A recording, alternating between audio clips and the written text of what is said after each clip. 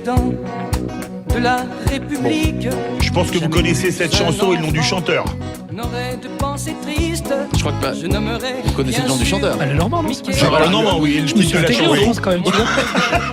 Si j'étais président de la République. Ah, oui, mais- Emmanuel Macron est-il le plus mauvais président que François Hollande? Alors, selon le sondage IFOP pour Paris Match et Sud Radio, bien évidemment, Emmanuel Macron enregistre une baisse record de 10 points dans l'opinion depuis le mois de juillet.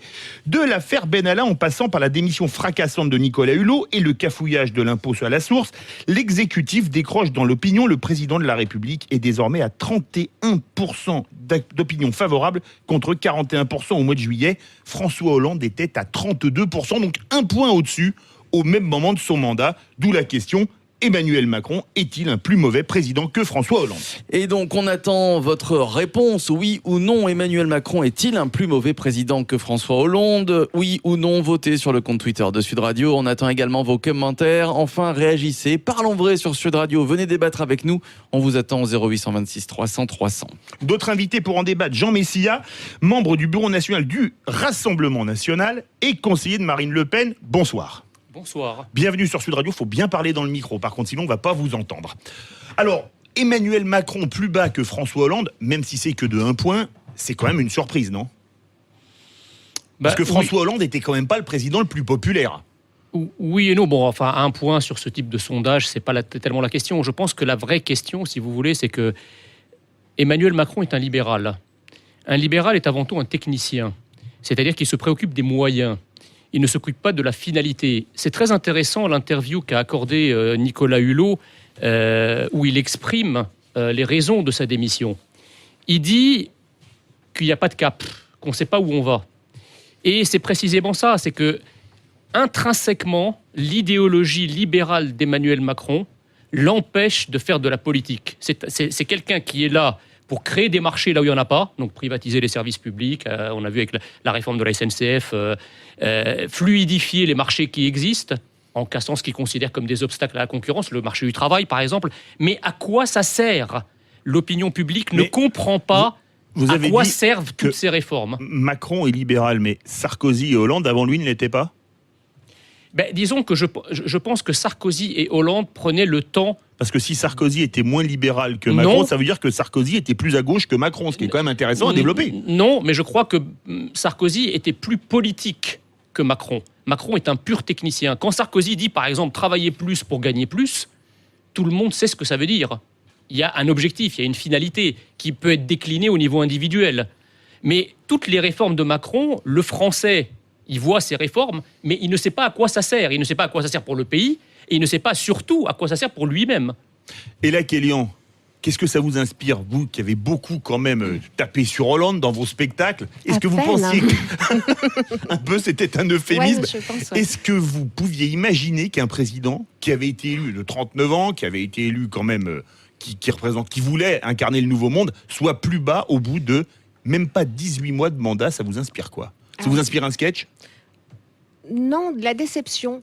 Même si moi j'ai toujours pensé que Macron allait pêcher par orgueil, je pensais pas qu'il dégringolerait aussi vite. Mais dans la notion de vite, il faut aussi savoir qu'est-ce qu'attendent les Français. Qu'est-ce qu'un mauvais président? Est-ce qu'un président doit dire ce qu'attendent les Français ou doit faire le nécessaire pour eux? Et je pense qu'on a un réel problème sur le temps politique. On est à 16 mois, je crois, de mandat. C'est ça. Que voulez-vous qu'il fasse? En 16 mois, on ne peut pas révolutionner les chiffres du chômage, on ne peut pas révolutionner le pouvoir d'achat. Donc, je pense qu'il y a une espèce d'exigence un peu prématurée. Rodrigo Arenas.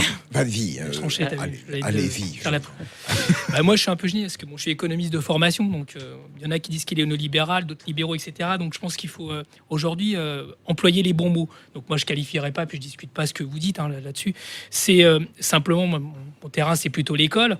Et que ce soit Hollande ou Macron, moi, je me rappelle que sur les 144 propositions que vous aviez portées avec le Front National à l'époque, avec Marine Le Pen, il y en avait 8 qui concernaient l'école, et 6 d'entre elles, sont mises en œuvre par Jean-Michel Blanquer.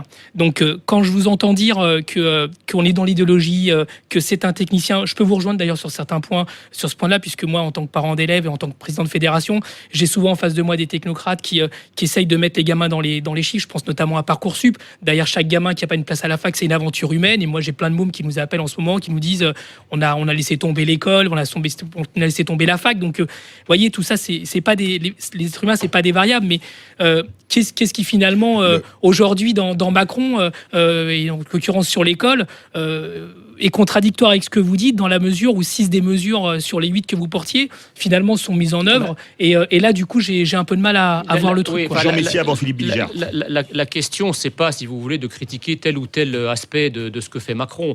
Il y a probablement dans tout ce qui se fait par domaine des choses qui sont positives. C'est pas ce que je discute. Ce que je discute, c'est la vision globale, l'orientation globale, la direction globale. Aujourd'hui, l'opinion publique n'arrive pas à savoir pourquoi ce qui est fait est fait. Typiquement, le prélèvement à la source. Le prélèvement à la source, c'est une mesure de Hollande. Hein. Un serpent de mer. Oui, mais ça a été accéléré récemment par Macron. C'est un serpent de mer. C'est une mesure qui est présentée comme technique, mais en fait, elle n'est pas du tout technique. Elle consiste ni plus ni moins qu'à plastiquer l'édifice fiscal français. Pourquoi ? Alors même que on avait atteint, si vous voulez, une efficacité en la matière avec la collecte de l'impôt, le contrôle de l'impôt. À quoi sert le prélèvement à la source ? Moi, en tant que citoyen français, j'ai le droit de me poser la question. À quoi ça sert ? Autour de Philippe Bilger. On nous demande si Emmanuel Macron est pire que François Hollande. Je sais que les vraies voix aiment les questions provocatrices, mais il ne faut pas exagérer. Vous êtes limite diffamatoire, Philippe Bilger. Là, vous avez intérêt à et en plus, il porte des lunettes. En Chine, il serait passé à la question. Ce n'est pas parce qu'il y a ce sondage qui est assez inquiétant pour le président de la République qu'en réalité cette question est pertinente. Alors évidemment, moi je considère que le quinquennat de François Hollande a été grosso modo une déception totale et qu'Emmanuel Macron pour l'instant en effet est dans des difficultés qui tiennent à la fois aux ratés éthiques et aux défaillances techniques et politiques.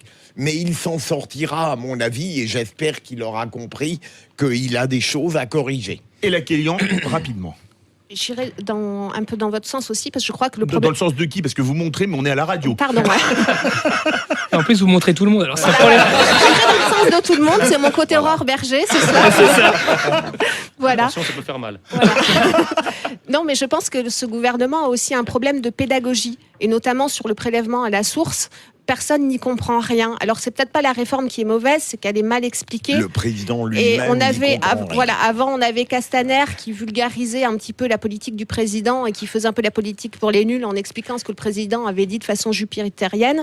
Et puis maintenant, il y a plus rien, donc tout le monde est largué. On en revient à la direction, hein. C'est-à-dire qu'on comprend pas à quoi ça sert. Allez, je vous donne une première tendance sur Twitter à la question. La question était la suivante. Est-ce qu'Emmanuel Macron est pire que François Hollande ? Eh bien, la réponse est oui. C'est une première tendance. Oui, à 82%, vous pensez que Macron est pire qu'Hollande.